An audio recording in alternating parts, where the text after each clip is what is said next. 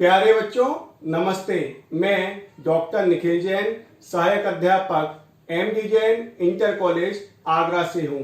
आपने भौतिक विज्ञान के प्रथम अध्याय में प्रकाश के परावर्तन तथा अपवर्तन को पढ़ा। आज हम उसके अगले अध्याय मानव नेत्र तथा रंग बिरंगा संसार को पढ़ेंगे।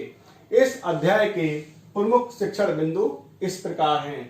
मानव नेत्र की संरचना एवं विभिन्न भागों की क्रियाविधि, नेत्र की समंजन क्षमता, दृष्टि दोष तथा उनका संशोधन, प्रिज्म से प्रकाश का अपवर्तन, प्रिज्म द्वारा श्वेत प्रकाश का विक्षेपण, वायुमंडलीय अपवर्तन तथा प्रकाश का प्रकीर्णन। सबसे पहले हम मानव नेत्र की संरचना को समझते हैं। मानव नेत्र, नेत्र द्वारा हम इस रंग बिरंगे संसार को देखते हैं। मानव नेत्र एक प्रकाश संवेदी अंग है। अब हम मानव नेत्र की संरचना को समझते हैं।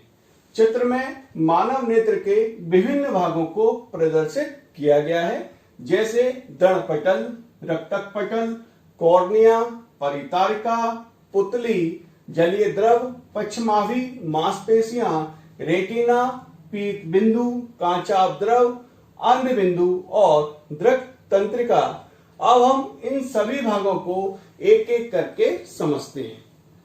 दर्पटल, मानव नेत्र एक खोखले गोले की भांति होता है, जिसका व्यास लगभग 23 मिलीमीटर का होता है और यह बाहर से एक दृढ़ व अपारदर्शी श्वेत परत से ढका रहता है, जिसे दर्पटल कहते हैं। यह नेत्र के भीतरी भागों को सुरक्षा प्रदान करता है। रक्तक पटल, दर्पटल के नीचे एक काले रंग की झिल्ली होती है, जिसे हम रक्तक पटल कहते हैं।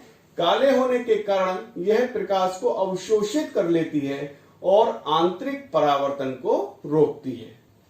कॉर्निया, नेत्र गोलक के सामने का भाग उभरा हुआ और पारदर्शी होता है, जिसे हम कॉर्निया या स्वच्छ मंडल कहते हैं। नेत्र में प्रकाश इसी मार्ग से प्रवेश करता है। आइरिस, कॉर्निया के ठीक पीछे एक रंगीन और अपारदर्शी झिल्ली होती है, जिसे हम आइरिस या परितारिका कहते हैं। आंखों का जो रंग है वो आइरिस के रंग पर निर्भर करता है। पुतली, आइरिस के मध्य में एक छिद्र होता है, जिसे हम पुतली कहते हैं।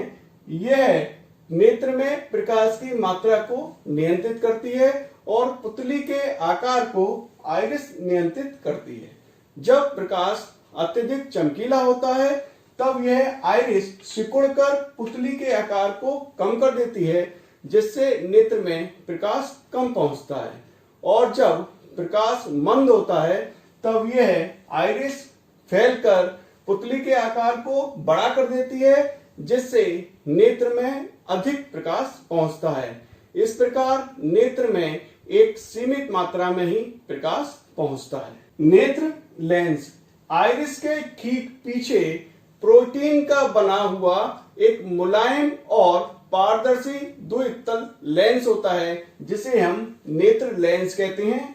इसके पिछले भाग की वक्रता त्रिज्या अगले भाग की वक्रता त्रिज्या की अपेक्षा कम होती है और इसका अपवर्तनांक 1.44 होता है। पश्चमाभी मांसपेशियां, नेत्र लेंस मांसपेशियों की सहायता से अपने ही स्थान पर टिका रहता है। इन मांसपेशियों को पश्चमाभी मांसपेशियां कहते हैं। इन मांसपेशियों द्वारा नेत्र लेंस को पतला और मोटा किया जा सकता है, जिससे इसकी फोकस दूरी बदल जाती है। जब नेत्र लेंस पतला हो जाता है, तब इसकी फोकस दूरी अधिक हो जाती है और जब नेत्र लेंस मोटा होता है, तब इसकी फोकस दूरी कम हो जाती है। इसी कारण दूर और पास की वस्तुओं का प्रतिबिंब सदैव रेटिना पर बनता है। रेटिना, रक्तक पटल के नीचे और नेत्र के सबसे आंतरिक भाग में दृष्टि नाड़ियों से बना एक पर्दा होता है, जिसे रेटिना कहते हैं। इस पर्दे पर शंक्वाकार एवं दंडाकार दो प्रकार की प्रकाश संवेदी कोशिकाएं पाई जाती हैं जो क्रमशः प्रकाश के रंग तथा तीव्रता के लिए सुग्राही होती हैं। जलीय एवं कांचा द्रव। नेत्र लेंस और कॉर्निया के बीच एक नमकीन द्रव भरा रहता है जिसे हम जलीय द्रव कहते हैं। इसी प्रकार नेत्र लेंस और रेटिना के बीच एक पारदर्शक द्रव भरा रहता है जिसे हम कांचाभ द्रव कहते हैं।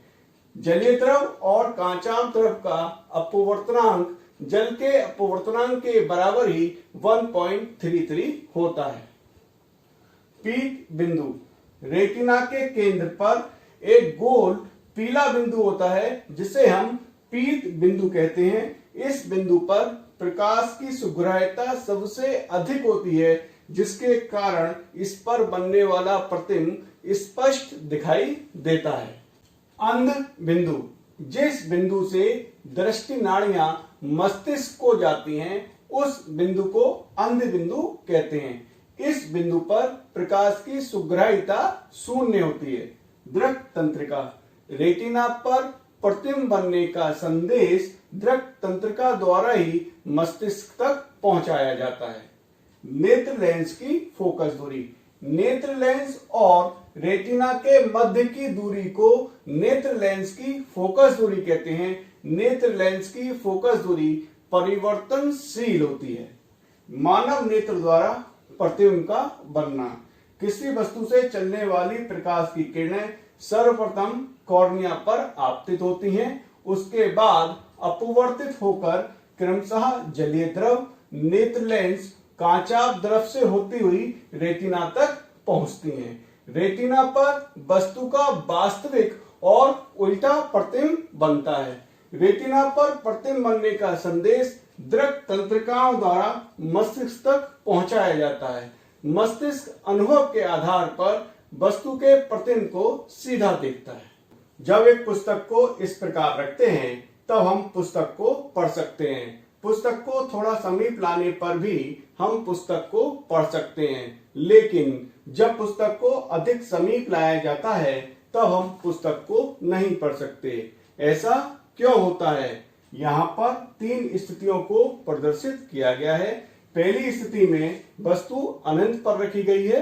दूसरी स्थिति में वस्तु को नेत्र से कुछ दूरी पर रखा गया है।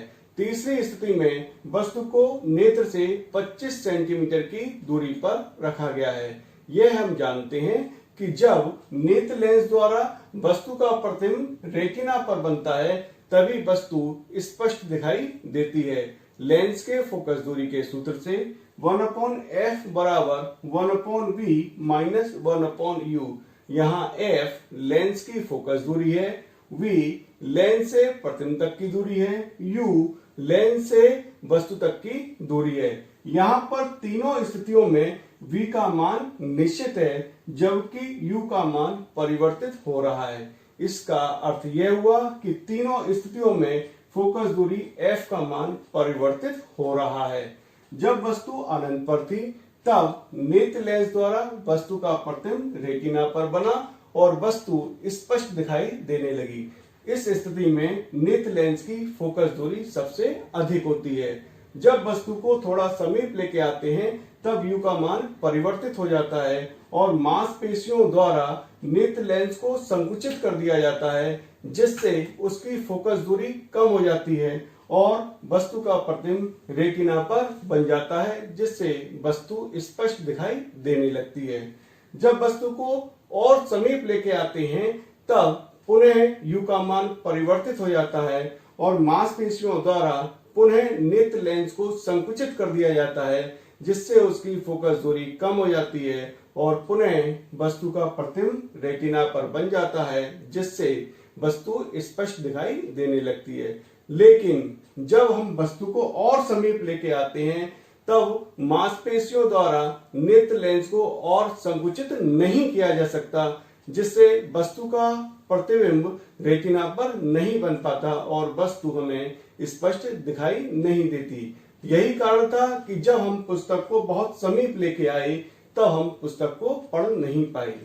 मांसपेशियों द्वारा नेत्र लेंस की फोकस दूरी को कम या ज्यादा करने की क्षमता को ही हम नेत्र की समंजन क्षमता कहते हैं। आइए इसकी परिभाषा देखते हैं। मानव नेत्र की समंजन क्षमता, मांसपेशियों द्वारा नेत्र लेंस की फोकस दूरी को आवश्यकता अनुसार परिवर्तित करने की क्षमता को नेत्र लेंस की समंजन क्षमता कहते हैं। मानव नेत्र की समंजन क्षमता निम्न दो बिंदुओं पर ज्ञात की जा सकती है। नेत्र का दूर बिंदु, नेत्र से अधिकतम दूरी पर स्थित वह बिंदु जिसे नेत्र बिना समंजन क्षमता के स्पष्ट देख सकता है, दूर बिंदु कहलाता है। इस बिंदु से नेत्र तक की दूरी को स्पष्ट दृष्टि की अधिकतम दूरी कहते हैं। स्वस्थ नेत्र के लिए दूर बिंदु अनंत पर होता है। नेत्र का निकट बिंदु, वह निकटतम बिंदु जिसे नेत्र अपनी अधिकतम समंजन क्षमता लगाकर स्पष्ट देख सकता है, नेत्र का निकट बिंदु कहलाता है। इस बिंदु से नेत्र तक की दूरी को स्पष्ट दृष्टि की न्यूनतम दूरी कहते हैं। स्वस्थ नेत्र के लिए स्पष्ट दृष्टि की न्यूनतम दूरी 25 सेंटीमीटर होती है। इस चित्र में नेत्र के दूर बिंदु को अनंत पर दिखाया गया है और इस चित्र में नेत्र के निकट बिंदु को 25 सेंटीमीटर की दूरी पर दिखाया गया है। दृष्टि दोष तथा उनका संशोधन, जब नेत्र की समंजन क्षमता क्षीण हो जाती है तब वस्तुएं स्पष्ट दिखाई नहीं देती। इस स्थिति में वस्तु का प्रतिबिंब रेटिना के आगे या पीछे बनता है। इसी को दृष्टि दोष कहते हैं। दृष्टि दोष 3 प्रकार का होता है: निकट दृष्टि दोष, दूर दृष्टि दोष, जरा दूरदर्शिता। अब हम इनको एक एक करके समझते हैं। निकट दृष्टि दोष, इस दोष में निकट की वस्तुएं तो स्पष्ट दिखाई देती हैं, लेकिन दूर की वस्तुएं स्पष्ट दिखाई नहीं देती। इस दोष युक्त व्यक्ति को कुछ दूर तक की वस्तुएं ही स्पष्ट दिखाई देती हैं। यहाँ पर 3 चित्रों को प्रदर्शित किया गया है। पहले चित्र में निकट दृष्टि दोष युक्त नेत्र के दूर बिंदु को प्रदर्शित किया गया है। दूसरे चित्र में निकट दृष्टि दोष युक्त नेत्र को प्रदर्शित किया गया है। तीसरे चित्र में निकट दृष्टि दोष के संशोधन को प्रदर्शित किया गया है। एक बार पुनः देखते हैं। निकट दृष्टि दोष, इस दोष में व्यक्ति को निकट की वस्तुएं तो स्पष्ट दिखाई देती हैं, परंतु दूर की वस्तुएं स्पष्ट दिखाई नहीं देती। ऐसे दोष युक्त व्यक्ति का दूर बिंदु अनंत पर न होकर नेत्र के पास आ जाता है। इसको एक उदाहरण से समझते हैं। माना एक व्यक्ति 10 मीटर तक की वस्तुओं को स्पष्ट देख सकता है। इससे अधिक दूरी की वस्तुएं अस्पष्ट या धुंधली दिखाई देती हैं। इसका अर्थ यह हुआ कि इस व्यक्ति के नेत्र का दूर बिंदु अनंत पर न होकर 10 मीटर की दूरी पर है। आइए इसके दोष के कारण को समझते हैं। पहला कारण नेत्र लेंस की वक्रता का अत्यधिक होना और दूसरा कारण नेत्र गोलक के व्यास का बढ़ जाना। इस दोष के कारण अनंत पर रखी वस्तु का प्रतिबिंब रेटिना पर न बनकर रेटिना से कुछ पहले ही बन जाता है, जिससे वस्तु अस्पष्ट या धुंधली दिखाई देती है। आइए अब इसके निवारण को समझते हैं। इस दोष को दूर करने के लिए उचित फोकस दूरी वाले अवतल लेंस का उपयोग किया जाता है, जिससे अनंत से आने वाली किरणें अपवर्तन के बाद दूर बिंदु से आती हुई प्रतीत होती हैं और रेटिना पर फोकस हो जाती हैं, जिससे रेटिना पर प्रतिबिंब बन जाता है और वस्तु स्पष्ट दिखाई देने लगती है। दीर्घ दृष्टि दोष या दूर दृष्टि दोष, इस दोष में दूर की वस्तुएं तो स्पष्ट दिखाई देती हैं, लेकिन पास की वस्तुएं स्पष्ट दिखाई नहीं देती। यहाँ पर 3 चित्रों को प्रदर्शित किया गया है। पहले चित्र में दीर्घ दृष्टि दोष युक्त नेत्र के निकट बिंदु को प्रदर्शित किया गया है। सामान्य नेत्र के लिए निकट बिंदु 25 सेंटीमीटर की दूरी पर होता है, लेकिन दोषयुक्त नेत्र का निकट बिंदु 25 सेंटीमीटर से अधिक दूरी पर दिखाया गया है। दूसरे चित्र में दीर्घ दृष्टि दोषयुक्त नेत्र को प्रदर्शित किया गया है। तीसरे चित्र में दीर्घ दृष्टि दोष के संशोधन को प्रदर्शित किया गया है। एक बार पुनः देखते हैं। दीर्घ दृष्टि दोष या दूर दृष्टि दोष। इस दोष में व्यक्ति को दूर की वस्तुएं तो स्पष्ट दिखाई देती हैं, परंतु पास की वस्तुएं स्पष्ट दिखाई नहीं देती। ऐसे दोषयुक्त व्यक्ति का निकट बिंदु 25 सेंटीमीटर से अधिक दूर हो जाता है। अतः व्यक्ति को 25 सेंटीमीटर तथा उसके निकट स्थित वस्तु स्पष्ट दिखाई नहीं देती हैं। आइए इसके दोष के कारण को जानते हैं। पहला कारण नेत्र लेंस की फोकस दूरी का अत्यधिक हो जाना और दूसरा कारण नेत्र गोलक का छोटा हो जाना।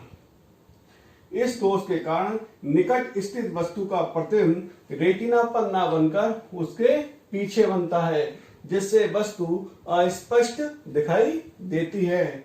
इसके निवारण को जानते हैं। इस दोष को दूर करने के लिए उचित फोकस दूरी वाले उत्तल लेंस का प्रयोग करते हैं, जिससे वस्तु से चलने वाली किरणें अपवर्तन के बाद नेत्र के निकट बिंदु से आती हुई प्रतीत होती हैं और रेटिना पर फोकस हो जाती हैं, जिससे रेटिना पर प्रतिबिंब बन जाता है और वस्तु स्पष्ट दिखाई देने लगती है। तीसरा दृष्टि दोष है जरा दूरदर्शिता। आयु में वृद्धि के साथ साथ नेत्र की मांसपेशियां दुर्बल हो जाती हैं, जिस कारण नेत्र की समंजन क्षमता घट जाती है, जिससे व्यक्ति को दूर अथवा निकट या दोनों ही स्थानों की वस्तुएं दिखाई नहीं देती। इसे ही जरा दूरदर्शिता कहते हैं। जरा दूरदर्शिता का कारण देखते हैं। पश्चिमावी मांसपेशियां धीरे धीरे दुर्बल हो जाती हैं और दूसरा कारण नेत्र लेंस के लचीलेपन में कमी आ जाती है। अब इसका निवारण देखते हैं। जरा दूरदर्शिता को दूर करने के लिए द्विफोक्सी लेंसों का उपयोग किया जाता है। द्विफोक्सी लेंसों में अवतल व उत्तल दोनों लेंस होते हैं। चश्मे के ऊपरी भाग में अवतल लेंस का प्रयोग किया जाता है, जो दूर की वस्तुओं को देखने में सहायता करता है, तथा निचले भाग में उत्तल लेंस का प्रयोग किया जाता है, जो पास की वस्तुओं को स्पष्ट देखने में सहायता प्रदान करता है। अभी हमने निकट दृष्टि दोष और दूर दृष्टि दोष पढ़े थे। उनमें कौन से लेंसों का उपयोग किया जाता है एक आसान तरीके से समझा जा सकता है।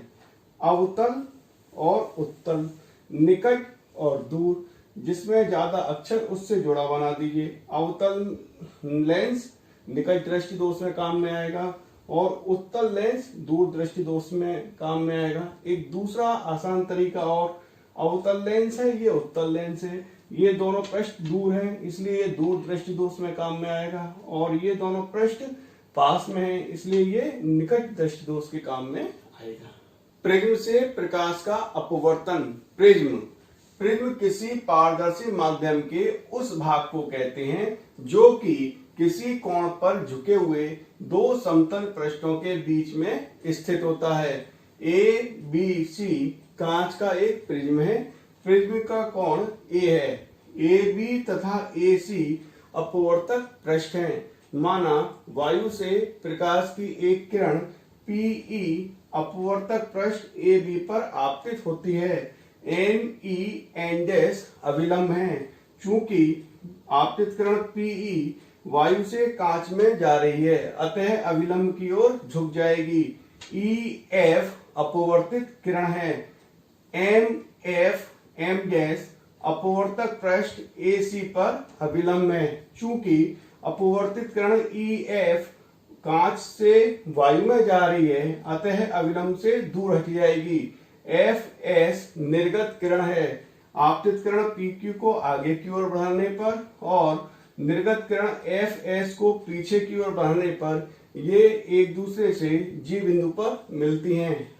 आपतित किरण और निर्गत किरण के बीच बना कोण D विचलन कोण कहलाता है।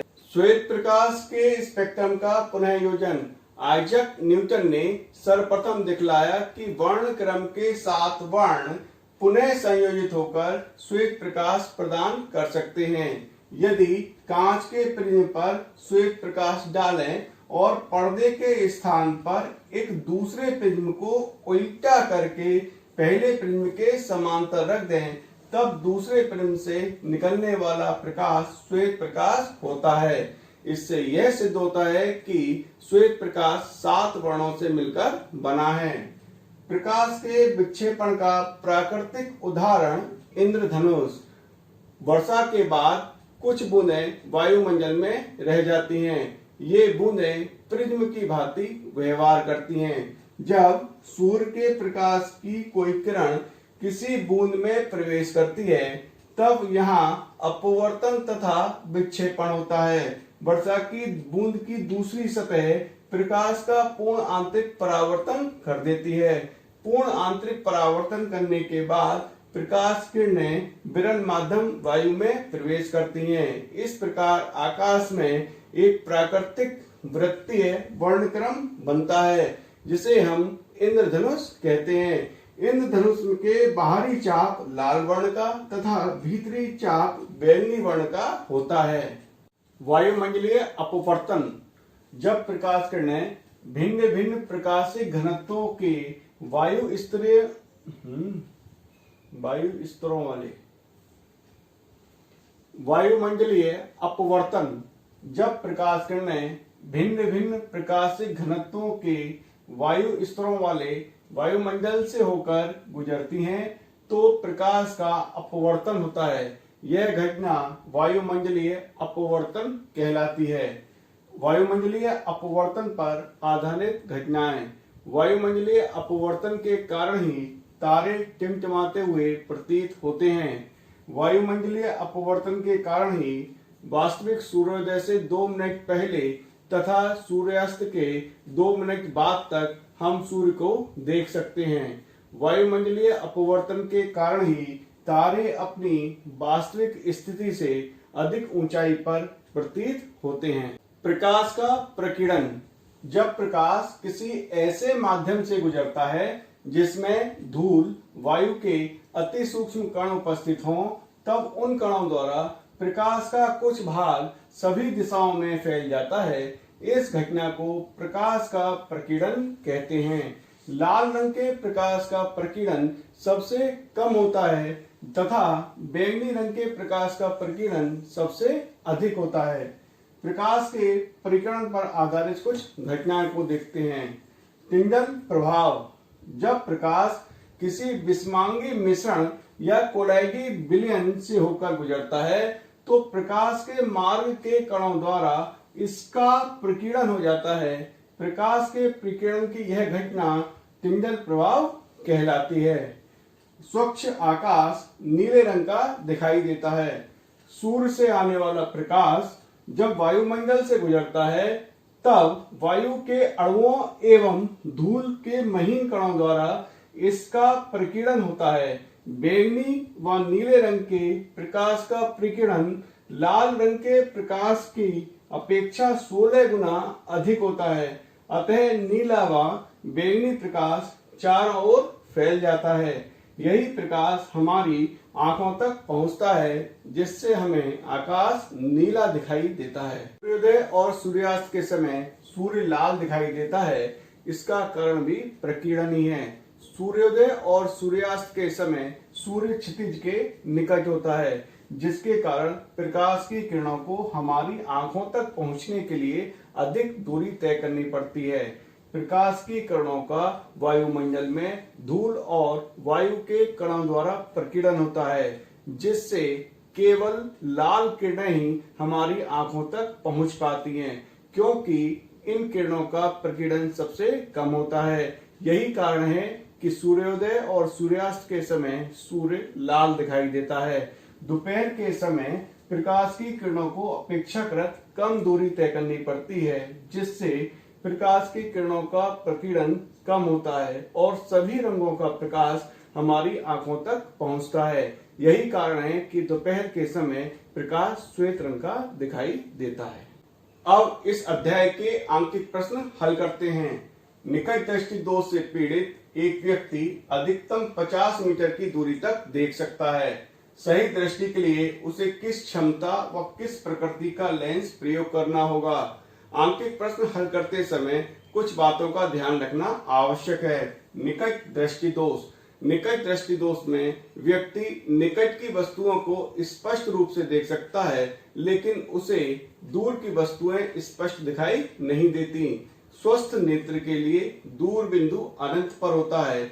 इसका अर्थ यह हुआ कि स्वस्थ नेत्र अनंत तक की वस्तुओं को स्पष्ट रूप से देख सकती है। निकट दृष्टि दोष और दूर दृष्टि दोष में किस लेंस का प्रयोग किया जाएगा जिससे इस दोष को समाप्त किया जाए, ये मैंने आपको बताया था। एक बार पुनः देखते हैं। ये उत्तल लेंस, ये अवतल लेंस। इस लेंस के पृष्ठ निकट हैं, अतः यह निकट दृष्टि दोष को दूर करने के काम में आएगा। इस लेंस के पृष्ठ दूर दूर हैं, अतः यह दूर दृष्टि दोष को दूर करने के काम में आएगा। अब प्रश्न को देखते हैं। ये हमारी आंख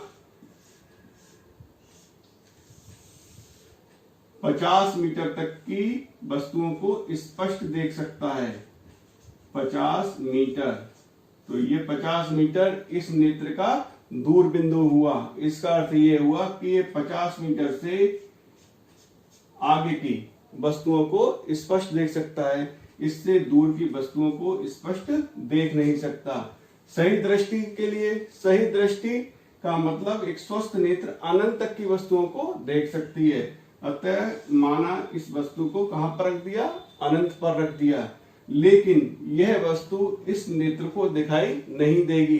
तो क्या करेंगे, एक ऐसे उचित फोकस दूरी वाले अवतल लेंस का प्रयोग करेंगे जो इस वस्तु का प्रतिबिंब इसके दूर बिंदु पर बना दे। क्यों? क्योंकि यह नेत्र यहां तक की वस्तुओं को स्पष्ट रूप से देख सकती है। अतः u बराबर अनंत और v बराबर 50 मीटर।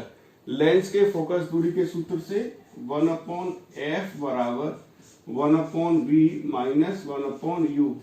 चूंकि u और v दोनों लेंस के बाईं तरफ है, अतः इन दोनों का मान हमेशा ऋणात्मक लिया जाएगा।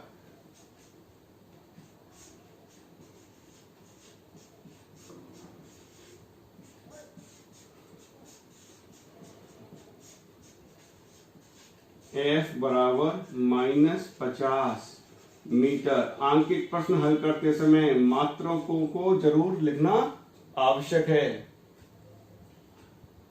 अब लेंस की क्षमता, लेंस की क्षमता P बराबर, जब फोकस दूरी मीटर में दी गई हो तब फॉर्मूला होता है P बराबर 1/f। फोकस दूरी का मान हमेशा चिन्ह सहित रखते हैं।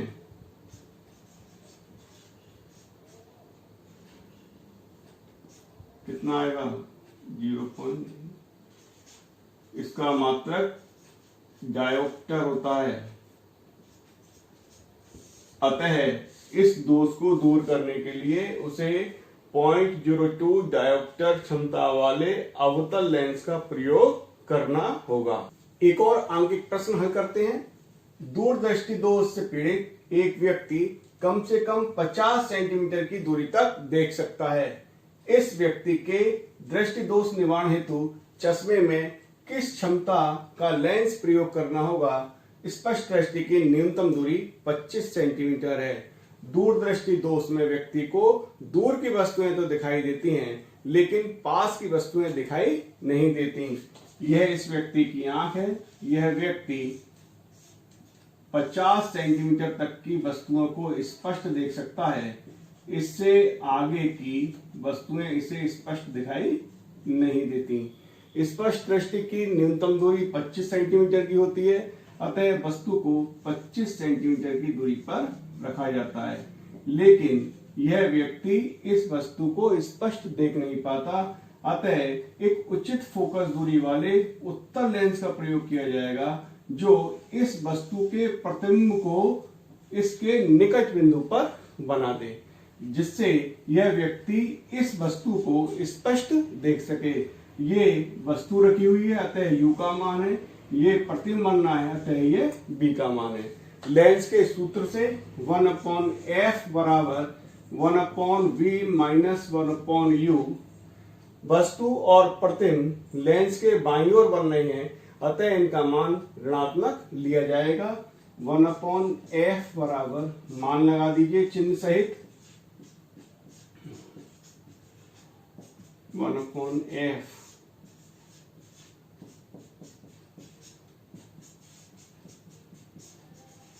f बराबर 50 सेंटीमीटर उत्तल लेंस, इसकी फोकस दूरी 50 सेंटीमीटर है लेंस की। अब क्षमता देखते हैं।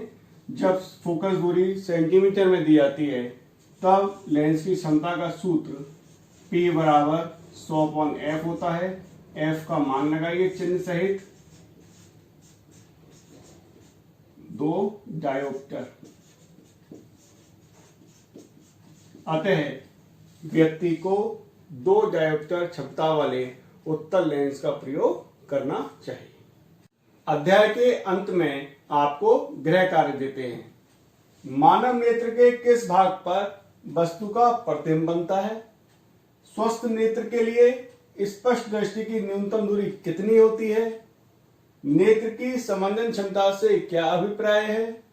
दीर्घ दृष्टि दोष क्या है? इसे दूर करने के लिए किस प्रकार के लेंस का उपयोग करते हैं? प्रकाश के लिए किस वर्ण का प्रकीर्णन सबसे अधिक होता है? और आखिरी प्रश्न, तारे क्यों टिमटिमाते हैं? उम्मीद है कि आपको यह अध्याय समझ में आया होगा। धन्यवाद।